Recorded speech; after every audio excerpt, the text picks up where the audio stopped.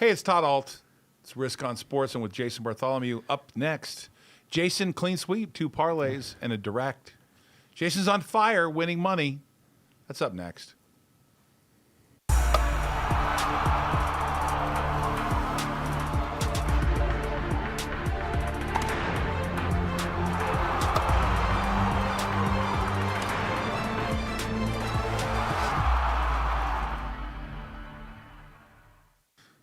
Hey, can you swivel that camera? Can you move that? No. I don't want you to swivel it. Do you move it electronically? No. Really? Wow, I must be delusional. Maybe that's why I'm delusional over Jason's picks. I mean, he's winning like crazy. How do you have that record and still be up so much? I mean, Jason, how much do you? No, you don't have to do anything. Hit the one in the middle. I thought I saw it was moving. Remember, hit the one in the middle, Rocky. We're very informal at this program. Welcome to Risk on Sports. I'm Todd Ault, 51 years old. Just going to give you my full resume. I'm in the house with Jason Bartholomew, who could be the greatest baseball better than most people in the world. Just kidding. Hey. Just messing around. Jason, what'd you do yesterday? We played a couple of 3-team parlays, had some How success. come the parlays? What happened to that parlay where you bet $25 to win $18,000? I mean, you might hit one of those once every year if you're lucky. It's tough. You could hit one a year. It's possible. I mean, it's really hard. You got 8 teams, so you have to all pick those successfully. But you only did it once, though. Well, no, you only bet one parlay with 8 teams. Yeah. Shouldn't we bet one a day? I mean, that's pretty much lighting. It seems money. like a risk-on moment, right? Lightning in a bottle. If we bet $25 a day on one parlay, and we do that 150 times a year. Okay, we could do that. What is the math? Well, let's think about this for a minute. 25 times 150, that's $1,250. That's not right, is it? No, hold on. 25 times 150, I missed a zero there. $3,750. You'd bet $3,750 to once a year make $18,000? Or would it not always be $18,000? It would at least be $10,000. Yeah. Because you came within 2 picks of winning that. Maybe we'll start doing that. That would be fun. Nice too. job yesterday. Yeah, so we had 2 3-teamers. They came in. We had it keyed around the Phillies, who kind of gave me an ulcer, but they pulled it out. So yesterday we had, just to recap, we had the Giants single pick, straight pick. They won. And then we had a 3-team parlay, Phillies to win, Yankees to win, Red Sox to win. 1 unit paid 3.65 units. Then we backed that up with the Phillies were the key. Phillies to win, Marlins to win, Red Sox to win. What did you win yesterday? How much cash? We won, let's see, 3.5, 6.8 units. What that translates to is we won $693. So I'm impressed. Look at this Look at this year-to-date straight picks: 42 and 41. 42 and 41. But they're mostly underdogs. You got to remember that. Let me see this. Let me see this real quick. We're into May now. Wow. 42 and 41 on straight picks on parlays. Come on, man. Oh my God. Hold on a second.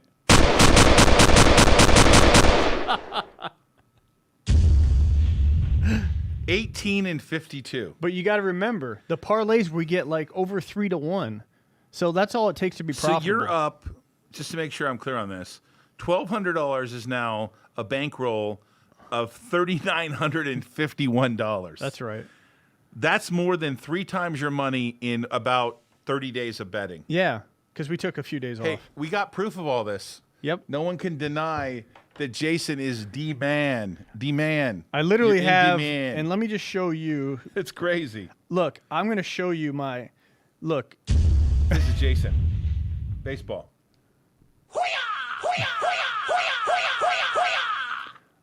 Look, there's every ticket. 25 days worth. I guess that's how many days I bet. This is the GOAT. You know who the GOAT is? I bet you our buddy can't VD is his initials. VD Yeah. cannot show you that record. He doesn't keep track. Where does he post it? I don't Does he post see it anywhere. No. Where does he have a running ledger like I have? No. He doesn't have that. He just gets on IG and barks out calls. Hey, bet this. I got this monster call today. He never goes back. What's the call today? The Orioles versus yeah, we got the Marlins. Orioles. Are they losing right now? It hasn't started yet. Oh. So give you a freebie here right off the bat. Baltimore plus 102 at Seattle. John Means on the hill. Guy's a nasty lefty. He's facing another good lefty, Kikuchi from Japan. But the Orioles... His name is Kikuchi? Yeah. If you go to... Here's a tip for you. If you go to Fangraphs.com and you look in the splits of the batting orders, you'll see that the Orioles hit lefties really well. And you'll notice that Meansy gives up a very limited hard contact. I mean, the guy is overpowering. He's got a nasty slider, gets in on the hands. If you do try to square one up, the ball moves so late on his slider that he'll saw your bat off. Means has a 3-0 record, 1.70 ERA, 38 strikeouts. Real true dominant pitcher. And Kikuchi's very good too. He's a 1-1, 4.4 ERA, 27 strikeouts. But I like a guy like Trey Mancini, Cedric Mullins. Keep that in mind. Trey Mancini, I'm calling Trey Mancini to have a nice day today. He hits lefties really well. He'll be batting third in the lineup. The catcher, Severino, hits cleanup. He hits lefties well. Franco hits lefties well. I'm looking for the Orioles to win this game, something like 4-2. Yeah. So that's the first pick of the day. I'll have more picks later. We're leaning towards the Tigers plus 160, Arizona plus 102. We do have some parlay teams I'm going to be putting in some kind of order or fashion, mostly Cleveland, Toronto, the Angels, the Padres, and Arizona. And I like the over in the Yankees game. So some of those picks will be in some way a parlay or two. If you like to bet on baseball, like Pete Rose does, type in ROS in the text, 949-799-1831. We'll send you our picks. It's really a lie, actually. We'll send you Jason's picks. I'm not good at picking baseball. You know? Hey, it's okay. Moral support. I'm not good at picking baseball. Looking at the market just kind of selling off right now. Just not to get sidetracked. But you know we do have a show at 105 that piggybacks our show here. Yeah, we cover stocks. We cover fast cars. Yeah. We cover poker. We talk about crypto. Well, I think the show should just be over now. We won every game yesterday. What else you want? What else you want? Yeah.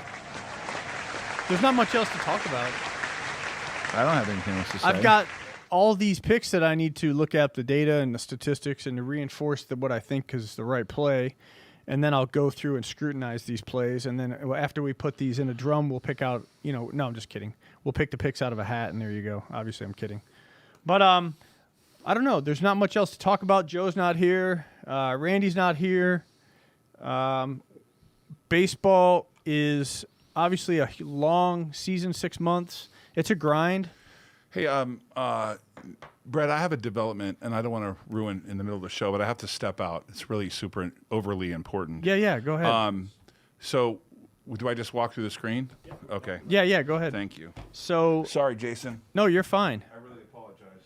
Not a problem. We have let's talk about what I'm looking at when I look at they call it the slate. Like every day is a new slate of games, if you will. And what I do is I like to wake up early and just kind of look at the slate, and I look at the weather.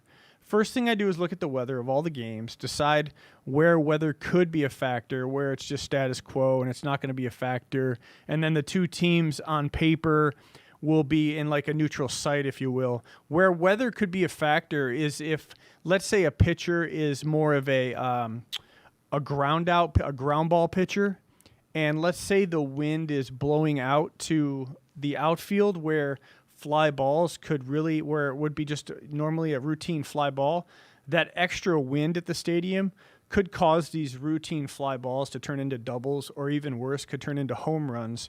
So looking at the weather, the dew point, the humidity, and the actual field and the dimensions of the field, all of that plays a factor in how I'm going to determine what might transpire in the game, because what I'm looking for is inefficiencies in the lines from Vegas, from the odds makers, just to see if they don't match up. In how I determine whether or not the line matches up is based on some of this data and statistics. And the first thing I look at is the weather. The next thing I look at is if it's available in the morning. Oftentimes it's not.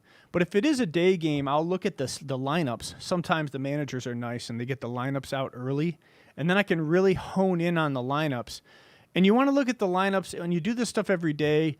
You'll talk to your friends and some of your other buddies that are really sharp bettors, and you'll say, hey, the Yankees have their A lineup. Or, hey, the Red Sox, they have their B lineup.